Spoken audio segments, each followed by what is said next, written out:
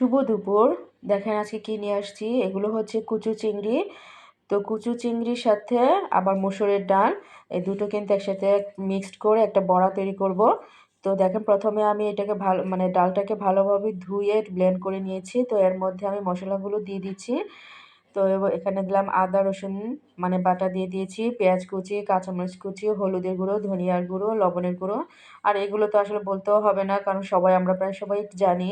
আর এখানে কুচু চিংড়িগুলো আমি আলাদাভাবে একটু হলুদ আর একটু মরিচ দিয়ে কিন্তু একটু লবণ দিয়ে এটা মানে মাখিয়ে নিয়েছি। এই এটা বেশ ভালোভাবে মাখানো হলে এটা আমি আলাদাভাবে রেখে দেবো। আর একটু সামান্য পরিমাণ ধনিয়া পাতা দিয়েছি। এখন দেখেন তার মধ্যে আমি এটা কিভাবে দিয়ে দিলাম। এভাবে গোল করে বসে এর উপরে আমি এই চিংড়িগুলো দিয়ে দিব। এটাই হচ্ছে আর বিশেষত্ব, কারণ এভাবে দিলে মানে দিয়ে আগে কখনো খাইনি, তো আজকে আমি প্রথম বানালাম। অনেক ভালো লেগেছে।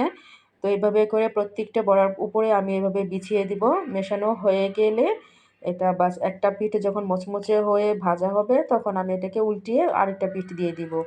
কারণ এটা ভালোভাবে কিন্তু না হলে আবার চিংড়িগুলো হয়তো ছুটে যেতে পারে, মানে সরে যেতে পারে। আর এই যে এভাবে খুব ভালোভাবে কিন্তু মিশিয়ে ফেলবো। আর এটা কিন্তু গরম গরম ভাতের সাথে খেলেও কিন্তু অনেক ভালো লাগে।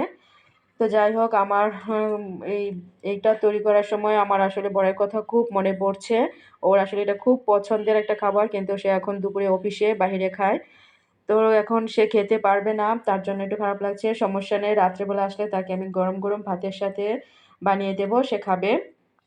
তো যাই হোক, আমার একটা পিঠ খুব ভালোভাবে কিন্তু হয়ে গিয়েছে। এবার আমি এটাকে উল্টিয়ে পাল্টিয়ে নিলাম।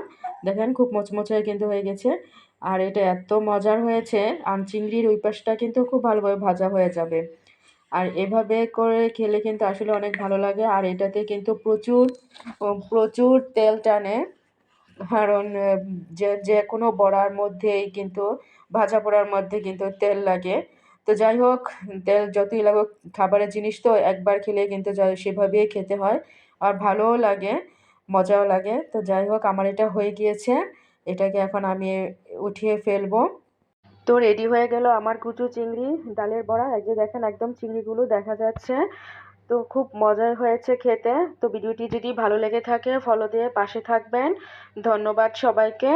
আসসালামু আলাইকুম।